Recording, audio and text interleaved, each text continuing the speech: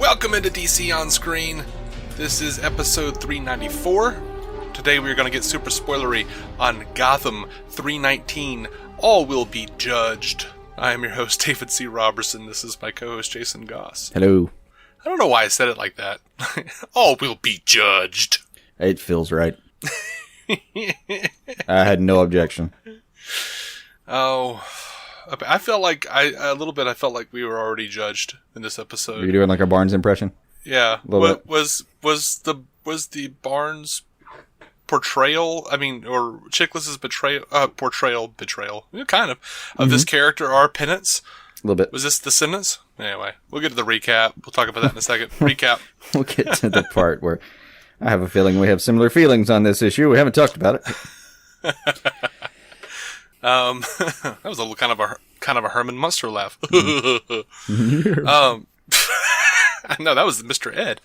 Yeah. So anyway, to recap, the Temple Shaman brings Bruce back to Gotham after relieving him of the last of his feelings. Penguin and Ed agree not to kill each other until after they've escaped. Selina tries to kill Dopple-Bruce and fails, but Alfred knows about the situation now, and he's off to find his boy. Barnes is sent to judge/execute Gordon, kills Catherine along the way, and joins the Gotham Missing Hand Club. Also, Gordon and Bullock find a crystal owl that might help them track down the Tetch Virus Bomb, but they'll have to beat Leslie to whatever she's up to now. Yeah. So, dude, right out of the gate, Nigma hitting Penguin in the head. Like, everything with Nigma and Penguin this episode was great. Yeah, it was actually I thought a pretty strong episode, short of Barnes. And yes, it's just I think they told him to go too far. I'm not even sure it's Chiklis's fault because I liked what he did with Barnes. When he was Barnes, but as executioner, he's been and it's an ongoing problem we have is just that extra bit of ham. And I'm sorry, man, that war paint, that eye makeup is just stupid. Just stupid. Bad. Like, just a poor choice. Yeah. Why do I feel like, for the first couple of years of Arrow, Ollie Queen found a picture of him in the past somewhere and went, oh, that could work. Yeah. So, yeah, I did think that, getting it out of the way, because there was a lot about this episode I really enjoyed, but getting this out of the way, Chiklis was awful for most of the episode. It's not his fault. The dialogue was hammy. It was awful and over the top. Stunny dialogue, and I think they just told him to go too far. I think he received poor advice. There was a bit where Catherine leaves and he gets up on behind the desk in the courtroom and goes, "And now begins the trial of Jim Gordon." Yeah, and then the next time we see him, he's like, "All right, well that's over. You are sentenced to death." What just happened? Right. I thought were there middle scenes that what happened during the commercials, damn you? I was like, is he going to bring Lee up? Is he going to bring Jervis up? Has he somehow have they somehow procured a number of key witnesses to speak against Jim? No such luck. Nothing like that. I mean, it reminded me vaguely of the No Man's Land scene with Harvey and Gordon, but not enough for me to be really proud of him. In fact, the only thing I really liked about him here is how he was used as a tool for plot advancement. Yeah, he just lopped Catherine's head. Oh, that was fantastic! I was happy to see that. She's like, "Stop this nonsense and take me out of here!" Nonsense, lop. This is justice. For a second I was like, did he just cut it? Oh no, the head's fallen. That thing's not attached. Okay. This episode, though, I had several laugh out loud moments. Some because they were warranted, because they were earned because of character moments that were hard earned and built. Others were just because of how silly the show is and the show acknowledging it, such as Harvey saying, "Barnes is in the wind? We just busted that dude 5 minutes ago." Yeah. Oh, later he says, there's a nut job running around in leather with an axe on his arm. I know this is Gotham people, but come on. Yes, do something. That was earlier in the episode, but it was phenomenal. Was it earlier? Oh, that's right. Yeah, it was earlier. Absolutely was. Yeah, you're right. Yeah. So, even there, even amongst the ham, we found a fair amount of joy, I feel like. Yeah. Also, there was a nice little Gordon Bullock moment where Gordon's like, "What's your problem with Lucius? He's smarter than me." Yeah. And they both like they just both kind of nod, like, "Yeah, that's a real thing." Yeah. Well, I mean, I don't think Gordon prides himself as an intellectual. I think he's just like, Lucius is so smart that it pisses him off. Yeah. That's a fun bit of, I always like when characters are a little more self-aware than they should be. Like when Bullock is like, I can't even do a jigsaw puzzle. I just smash the pieces in with my fist until they fit. Yeah. Like, that's not okay to admit in public, buddy. No, you're the captain, acting captain, or no, just playing captain. I think now. Oh, one of my favorites. Why can't we search a place I'm interested in searching, like a brewery or a strip club? You're just every bit of class, aren't you, Bullock? Yep. Oh man. So. Oh, and I'm not sure if this was meant to be funny, but I laughed my ass off early on in the show when by the way, the Selina Bruce fight, well done. But when Alfred gets involved, like there's that he has a nice line of like, "I'm gonna ask nicely or I swear you're gonna feel a whole lot of pain, where is Bruce?" and all that stuff. But when they started the headbutting contest, I was just laughing. Yeah, that was phenomenal. I started laughing when Alfred pulled Selina off of Dopple-Bruce, and Dopple-Bruce just runs over there and like just hits her in the head with whatever that was. With like, I think it was a what do they call it, a poker? Yeah, like the fireplace poker. Yeah, thing. That normally kills people, I thought, but like you just hit her in the head. TV land, at least. Damn. Yeah. Well, okay. She's still full of Ivy's miracle cure thing. I guess. So I don't know. But yeah, the headbutting was funny as hell. Like it was just like, I don't know whether I should just be in love with this scene or if I should hate this scene. I was all over the place with it, but I did enjoy the hell out of it. So yeah, it's at least got that. And then Alfred later, he's got a couple of great lines. Like he tells her, like, "My boy's still alive. That boy's been loyal to you. He's been true. Now you're not even gonna lift a finger." Like, it was a good character moment with him and Selina. Yeah, that was great. I did focus a little on my boy. Yeah, is still alive. Yeah, and I'm not at all weirded out about him thinking about Bruce that way so paternally. That's fine with me. That's great.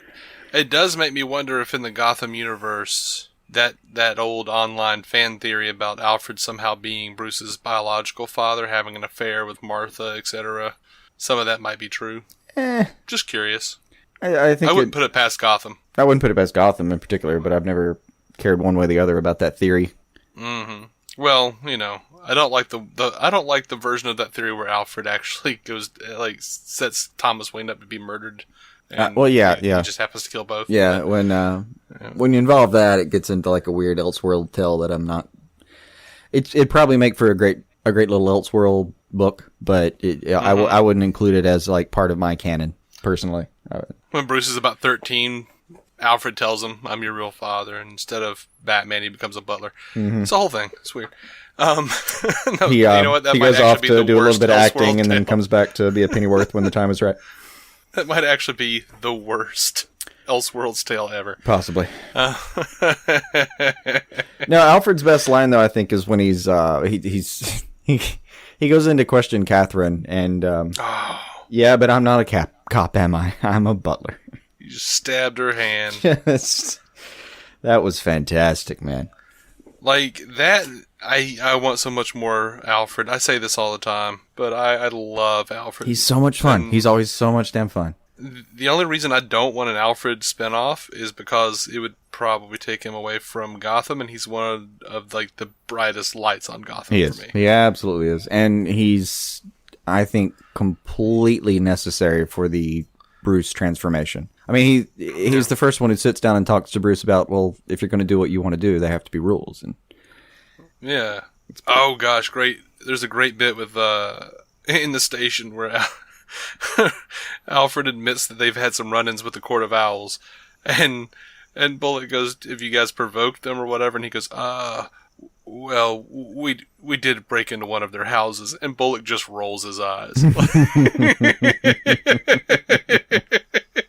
Like, fucking of course you did. Damn it, I hate this town.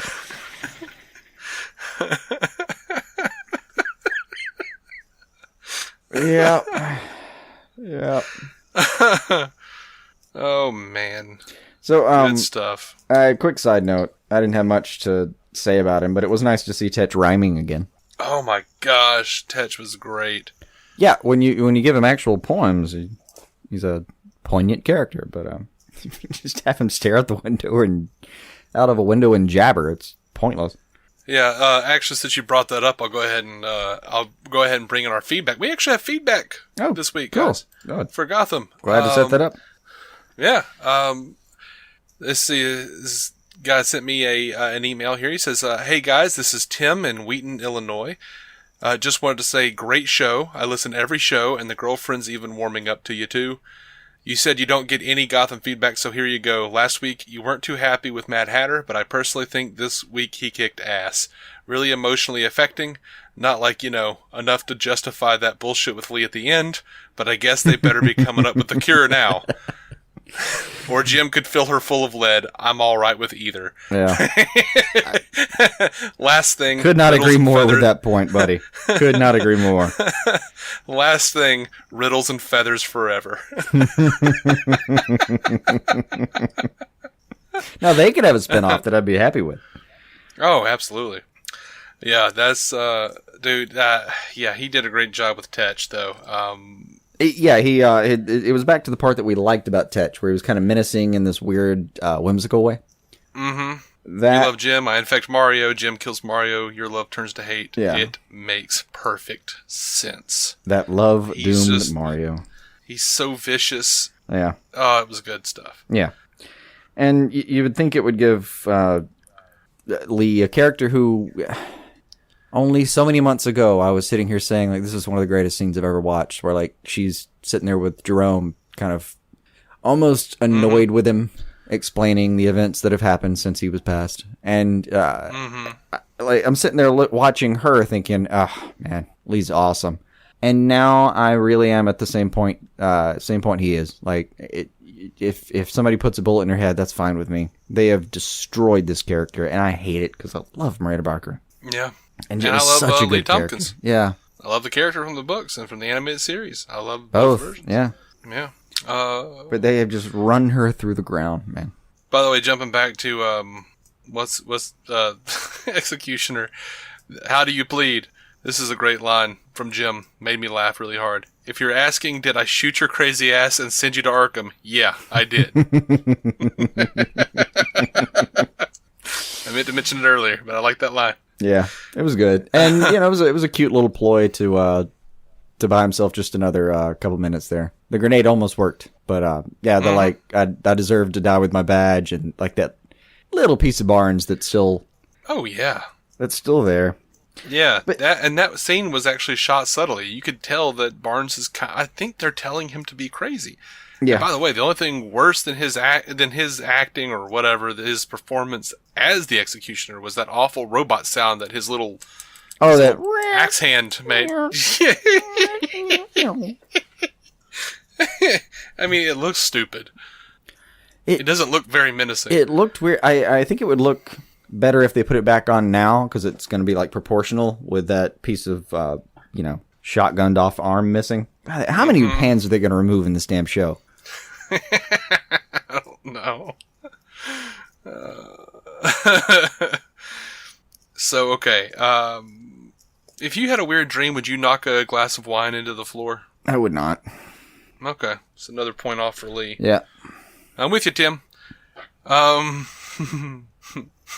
mean, there are things you would knock in the floor, but like not things you'd actually have to clean up later. Yeah, it's just like. Also, that looked like the kind of glass, the kind of glass that like you buy as part of a set, and now you've got like that's just weird.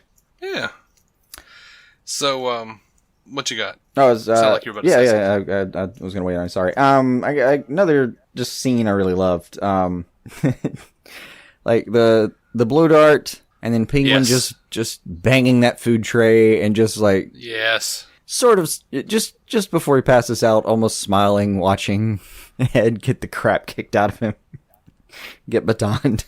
Like, yeah, I dig this dynamic. We need to keep this going for a while. Oh, and I was cracking up, dude. Like when Enigma blows the dart into Penguin's neck, and he like falls down, and like Ed just like laughs his ass off. Yeah.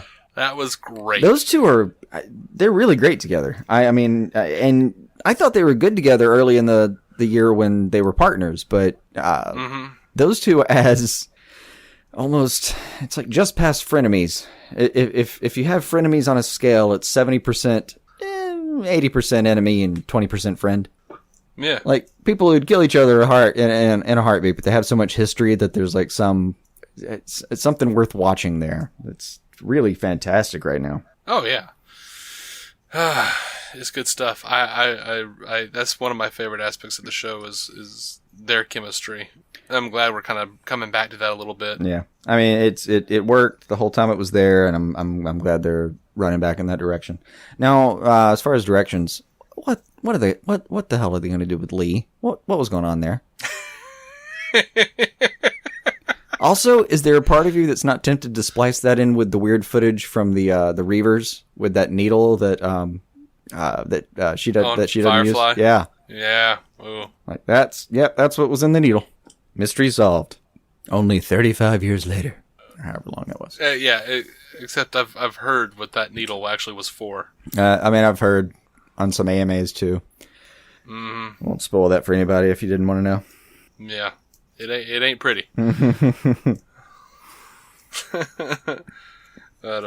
I don't know that I have much more for this episode specifically. Well, no, we didn't talk at all about the shaman and Bruce. Was there more to that really? I mean, he took away his emotions, and I'm assuming he'll get his emotions back. It seems like it's all just kind of high-fangled brainwashing to me. Here's my question though.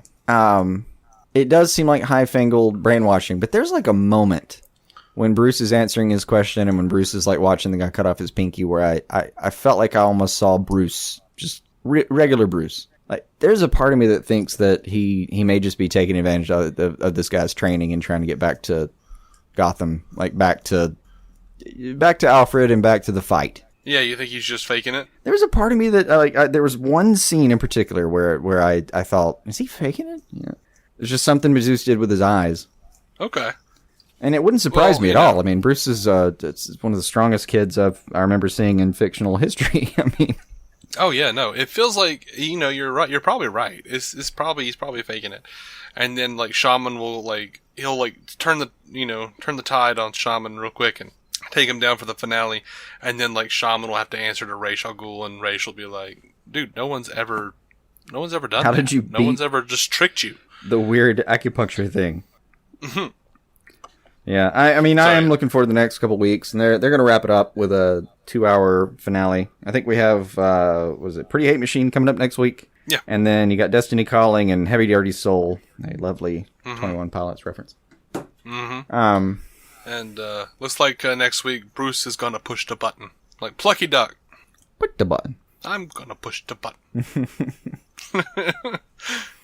Gotham go down the hole. I missed that sketch. I'm going to go back and find that soon. Thing made me laugh. Seriously, when I was a kid, like the down the hole thing for the rest of that school year. every one of my peers down the hole. Yep. Every time there was an opportunity for it. I would just hear it randomly in the bathroom. I'd go in there to pee. Somebody else would be in the stall somewhere. I'd hear a flush, and I would hear someone come out down the hole. Oh yeah, I mean, and we all laughed. We had a good time. It was big for us too. And there wasn't even I loved that initial episode with the toilet. When it was the elevator. The elevator sketch is the one where it really took off. Yeah. The elevator go down the hole. Anyway, I shouldn't. Elevator go up. Yeah. I shouldn't say that too many times. I won't be able to get it out of my head tomorrow. Yep. All right. I think we're done with this episode. You feeling good about it? Yeah. Yeah, I was happy to see Alfred come back. He's been a little quiet on as far as his presence on the show, and I'm really happy he's back. It looks like he's going to be participating heavily. Came back with a vengeance. He came back big and bad. Yeah. Just the way I like my Alfreds. That's a little weird. I have to say something weird to end the show. I feel like I know it's almost tradition. Yeah, it's not a tradition. I might be. I don't know if it's tradition so much as a personality flaw. I don't know. I was going to say disorder, but yeah.